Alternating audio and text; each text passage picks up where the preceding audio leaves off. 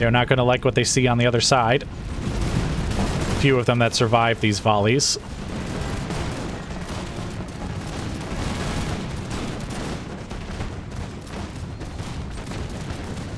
And just like that, that unit is basically obliterated and starts routing.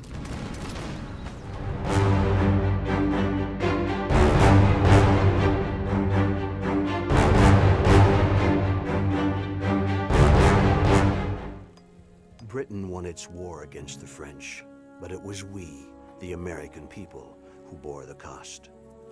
Our treatment at the hands of the British fueled fires of discontent that spread quickly through the colonies. In Boston, a group of men dressed as Indians boarded British ships and threw a cargo of tea into the harbor. Across America, talk of rebellion became commonplace, and despite several attempts to negotiate, our demands fell on deaf ears.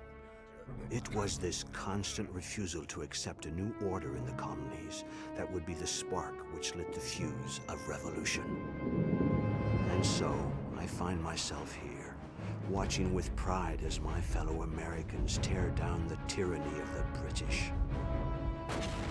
We fight for freedom, a driving force stronger than the word of any general. We will need this strength in the battles to come. The British will not easily relinquish their control over our home. The fight will be hard, but the rewards are boundless.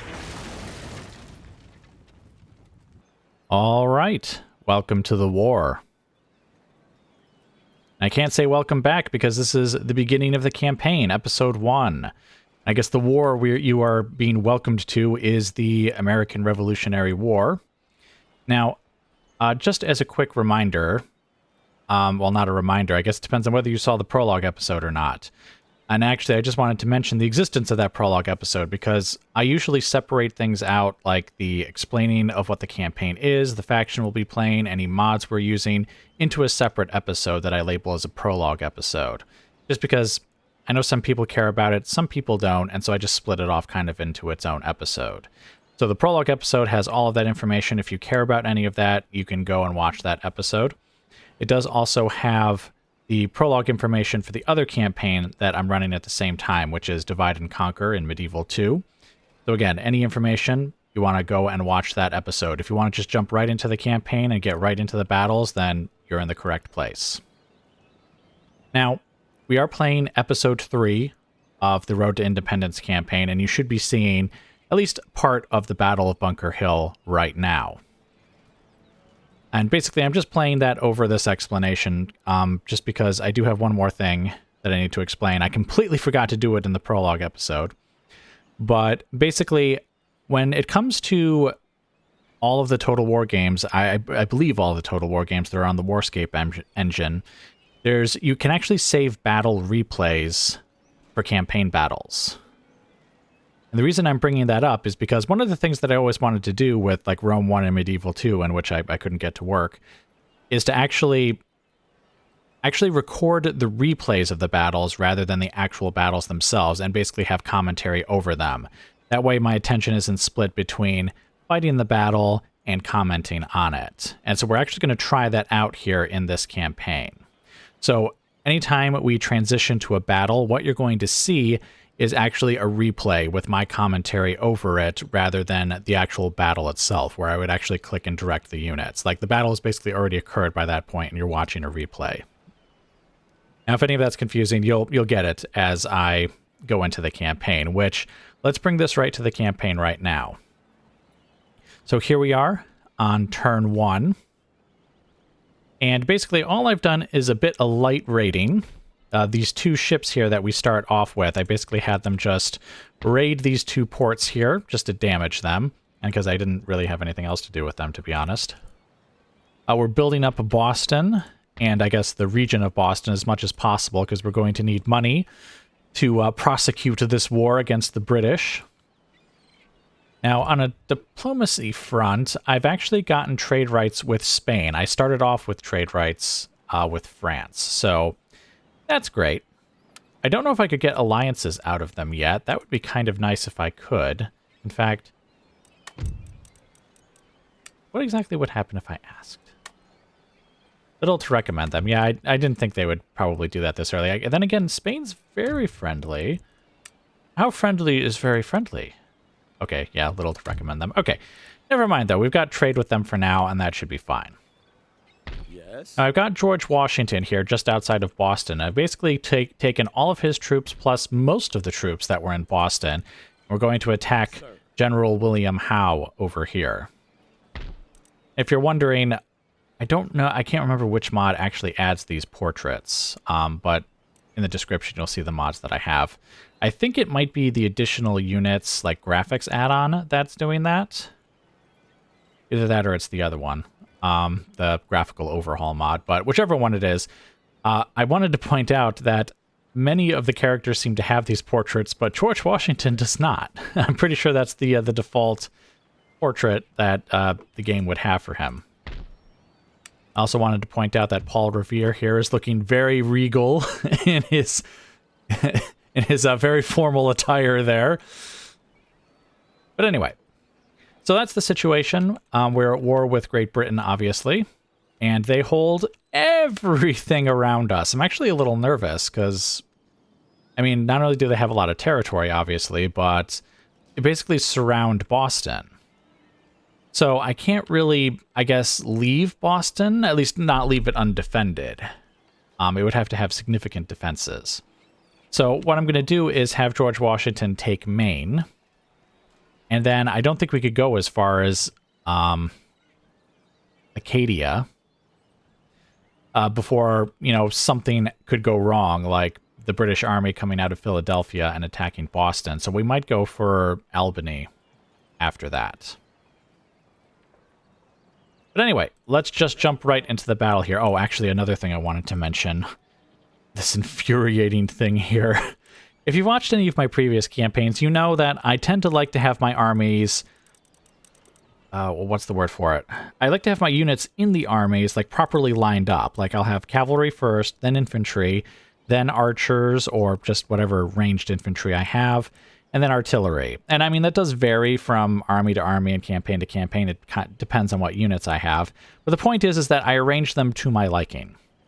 But I don't seem to be able to do that, or can't seem to be able to do that in Empire Total War. Units just seem to go wherever the heck they want, and it is annoying me.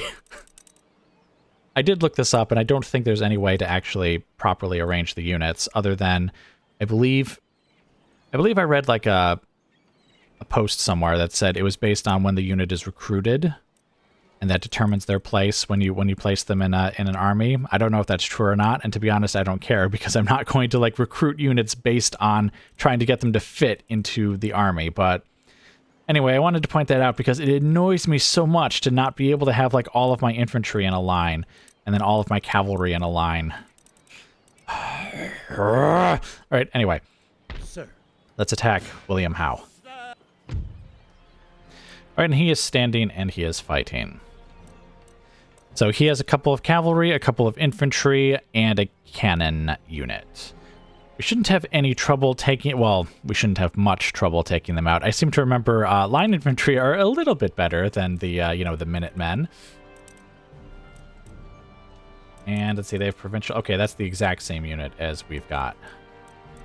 Yes, we should be able to drive William Howe back. So, let's go ahead and get right into the battle.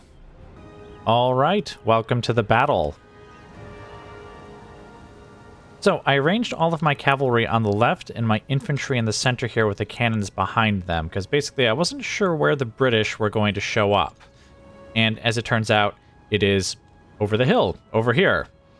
Actually facing my cavalry rather than my infantry and my artillery. And as you can see, the British are already opening fire. Very unfortunate. These cannonballs have many brave patriots' names on them. Actually, not really. I don't think we suffered too many casualties in this battle. But anyway, the way the battle is going to go is I'm going to actually put my infantry and my artillery, well, my infantry behind this hill here, as well as my cavalry. They'll start running over here in a moment. I'm going to push my artillery forward to start having a bit of an artillery duel with them. Now, the problem here, or at least part of the problem, is my artillery seems so incredibly slow. I mean, I think they're supposed to be slow, but they feel even slower than I thought they should be. It seems to take a while for them to get up here. Basically, the idea behind putting my infantry and artillery behind this hill here is just to make them fire into the side of the hill instead of actually hitting my troops. So they do still get a few shots off before it actually happens. In fact, as you can see, there's a line of cavalry who just died right there. I think we lose a couple of infantrymen here too, because I actually don't put them like far enough behind the hill. I put them over here at first, and then I have them go more directly behind the hill.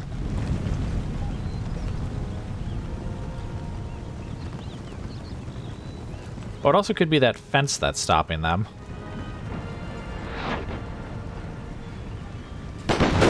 You see, there we go. We lost a couple of guys there, methinks. 2 or 3. Obviously not very many, but it's at that point I realize, you know, we're probably not deeply enough behind the hill here, so I tell them to go, you know, back further behind it, because there's no way the artillery is going to arc their shots over that. I should point out that these are the 12-pounders, I think. Yeah, so they're not the howitzers, so they require a more direct line of sight. Otherwise, they will simply hit the hill.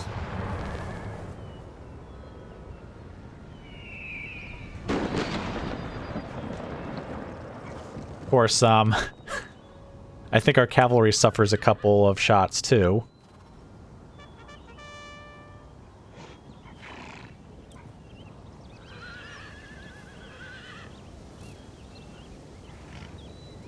All right, well, I think that's actually going to be it for now, because I think right now we basically trade a few shots, have a bit of a brief artillery duel before the battle proper begins, so I'll skip ahead to when that happens.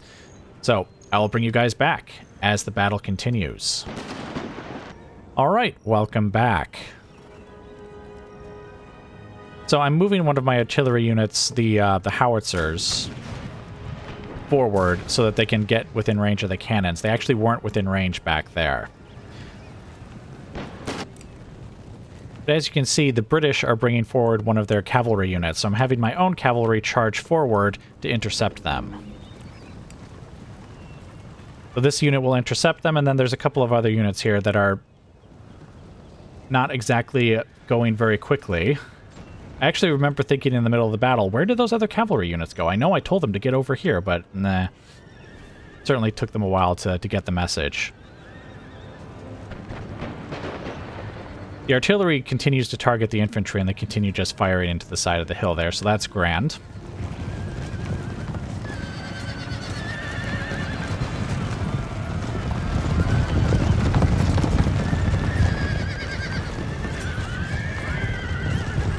Now the British are going to lose their cavalry, or at least most of their cavalry. They still will have their general's bodyguard, of course.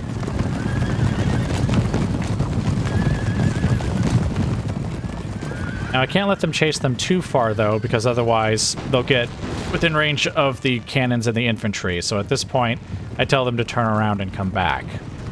But for some reason, one of the cavalry units charged my own cannons for some reason.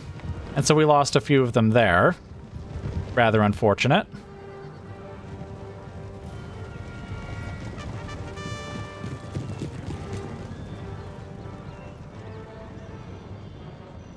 Alright, so anyway, with that cavalry charge, they now start pushing their infantry forward. Which means, in a moment, I should start pushing my infantry forward as well, because I basically have them sit on top of the hill where the camera is now, so that they can fire at the British as they come over that hill there. And indeed, here they come. I also start sending cavalry to the right flank, this cavalry here, and this cavalry will eventually go even more to the left to intercept troops that are coming from that direction. They're not doing it yet, but basically one of the infantry units and the general's bodyguard starts going in that direction. But that's later on in the battle.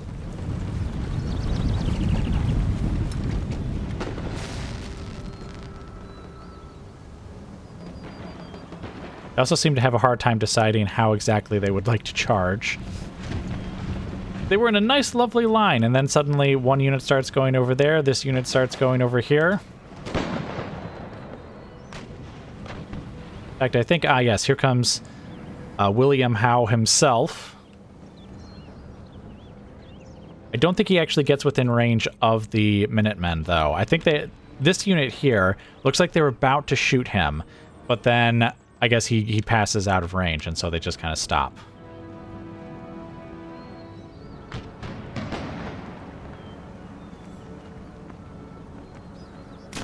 I just realized my Minutemen were technically hidden until that moment.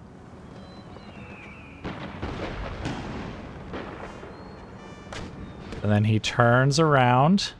Well, not around exactly. He starts going to the left. You see, these guys look like they're about to take a shot, and then they don't. Because I guess he passes, like, behind the hill or something. Yep, the cavalry have moved over on the left, and the cavalry are over on the right. Now the British line infantry are going to come forward.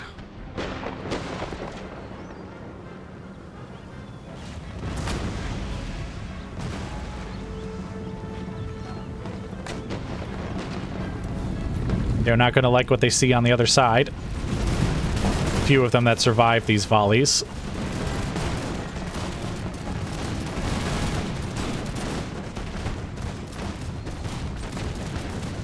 And just like that, that unit is basically obliterated and starts routing.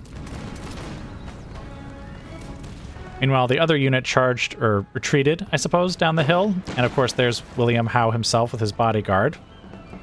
It looked like they were actually going to try and charge the cannons and the cavalry on this flank, but I guess they changed their mind. So what I do instead is I push the infantry forward here to engage them. Also, the cavalry that is on the right flank there is going to now charge forward and attack the routing infantry here, as well as the cannons, which are still firing, despite our best efforts to stop them with our own cannons earlier in the battle.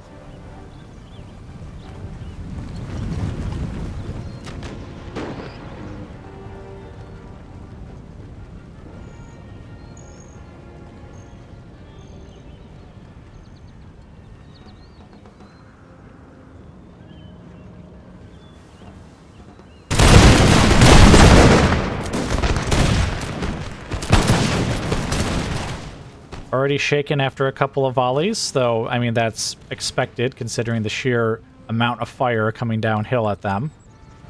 Which actually is kind of interesting, because the Minutemen, I guess, technically count as a skirmisher unit, which is why they can fire like every man can fire instead of in lines. But usually those units are at half strength. Like they only have 80 men. Whereas the Minutemen have 160 men, so I think they might be a little overpowered. Just a little. Now that infantry unit is in retreat. Oh, and we did not see the demise of William Howe. Actually, I don't think he's dead yet.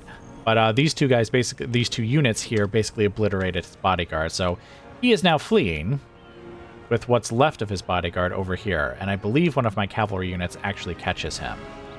In fact, I believe that's them there.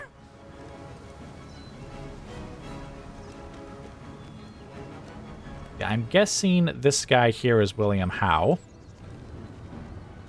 Simply because he looks a little more distinguished than the other three. Also, I just assume the general looks different from the other three.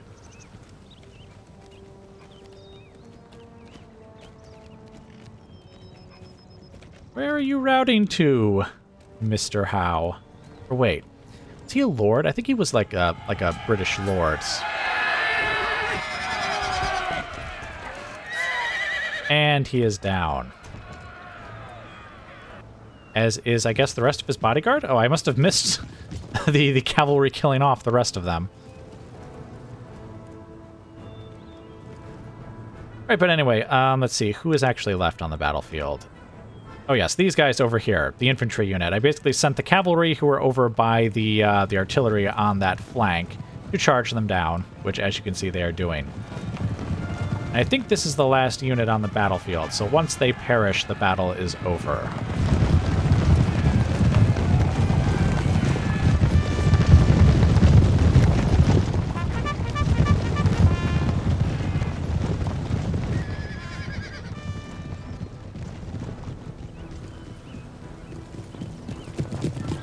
Oh, no, wait. Ah, I just remembered there is one more guy left. And I mean, literally, there's one guy left.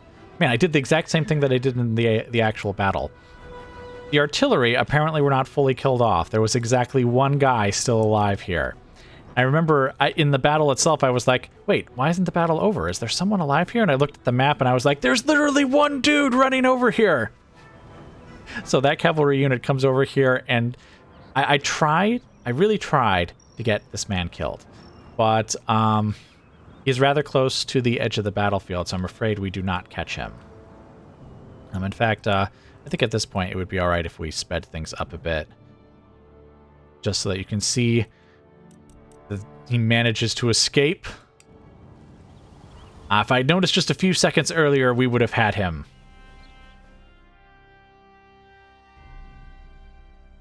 All right, and there's our screen here, but I'm actually going to go ahead and cut back to the campaign map, and you can look at the unit statistics and battle results and everything there.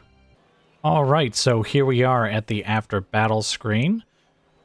Let's see, who did the best here in terms of kill counts? Oh, the Dragoons did. Oh, right, the cavalry will have rather high kill counts simply because they get to kill the routers. Whereas the Minutemen typically do not. Maybe a volley or two as they manage to retreat. Even so, everyone still did really well, except for maybe the artillery.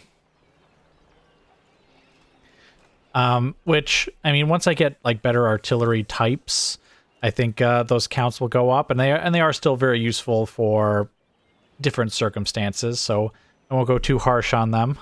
I did want to show you the overall battle screen, but actually, if I hit close, okay, there we go, excellent. So here's the first screen that popped up. I was like, how do I go back? How do I go back? Okay, I'm back. So, yes, William Howe is now dead. Okay, so some of them did manage to escape. 24 of them remained. Probably his bodyguard, or maybe one of the infantry units that I just kind of missed. All right, but anyway, let's go ahead and close out of there. All right, the survivors will go... Oh, I thought they would go back into Falmouth, but I guess not. I thought they would go back into Falmouth. Oh, sorry, Falmouth. Falmouth? Yeah, I guess that's how I pronounce it. Sorry. Falmouth, Maine. All right, so now let's go ahead and let's attack here as well. Yes, and all we should really have are the... Firelock Armed Citizenry, the automatic units that pop up, which is something I've never had to deal with in any of the past Total War games, so that'll be interesting. I mean, not really, it's just 2 half strength in terms of both their stats and their numbers units, plus I assume, oh, it was the cavalry who survived, and they must be reinforcing from wherever that is there. All right, well, let's just get right into this battle as well. And we'll make this our first settlement conquered. All right, welcome to the battle.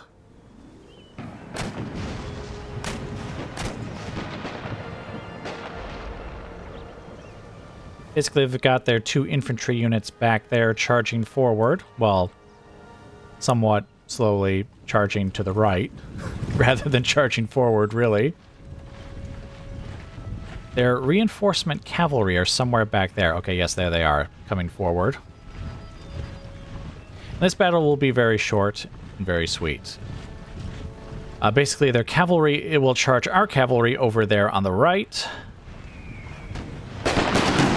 while their infantry charge... They actually charge towards the cannons, more or less. So, like, the right-hand unit goes in front of the cannons there, and then this left-hand unit here kind of ends up in front of the infantry.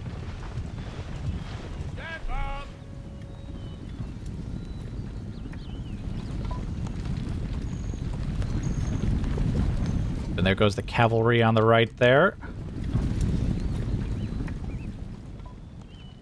Double time.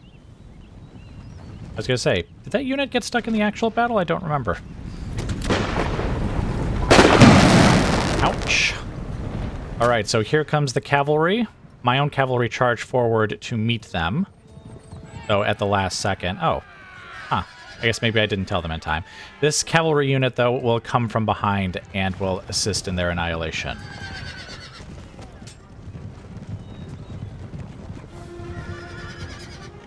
I was a little nervous about those guys and what they were up to, but I think it will be fine.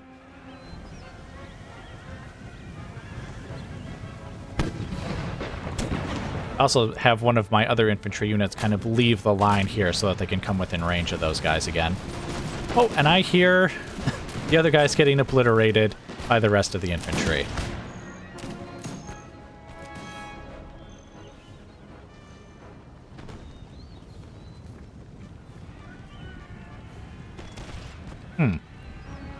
I think this is slightly different from the way the actual battle went.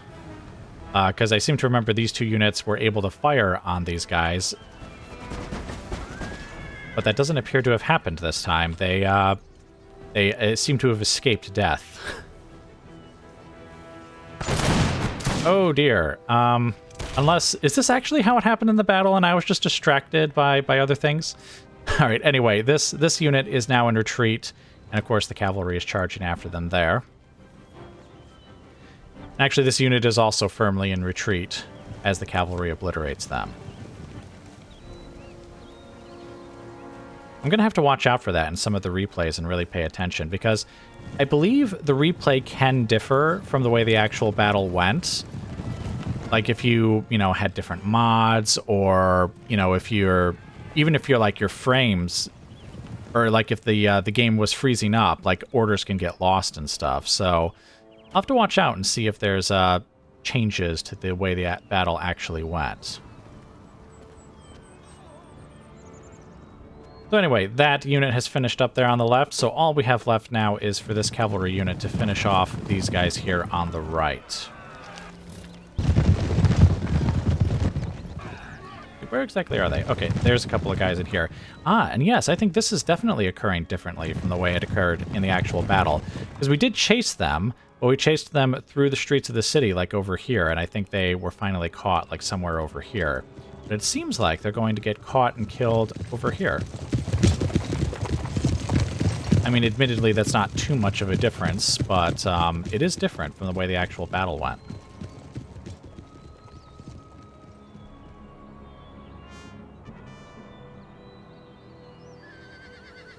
And in fact, that's actually it. I'm pretty sure, all of the enemy are dead, and so the battle is actually over. And yet, it's not actually going to end until, I guess, the actual time that it took in the original battle actually ends. That's a little interesting. I actually thought that as long as I was careful, the replays would basically be exactly the same, and I guess they have been so far for the 2 or 3 that I've done. They've also changed a little bit here and there. Alright, but anyway, the battle is over, so I will let you guys go, and I will meet you back on the campaign map. Yes, glorious victory indeed, and it looks like... Man, another one of them got away. Again, it must have been one of the cavalry, there's no way anyone else got away from that. As expected, the cavalry did most of the work, though the Minutemen did drive them into retreat, as did the artillery. Right, but anyway, our first settlement, or province, or whatever you want to call it. Oh, and actually that one guy is, in fact, gone now, so hooray! Region captured. Sadly, there was some damage we'll have to repair, and I think we can, yes, we can retrain our troops as well. I did do at least a little bit of homework to try and refresh my memory on how exactly this game worked from the one campaign that I had done before. I think I mentioned that during the prologue campaign, but this is basically the second... or not the prologue campaign, the prologue episode, that this is my first, or second, Empire Total War campaign. Though I didn't mention that the first one isn't on the channel, and I probably should have mentioned that. That was before I even started doing YouTube, so it has been some time. Alright, but anyway, I do believe that is actually going to be it for this turn, so I will let you guys go, and I will bring you back as the war continues.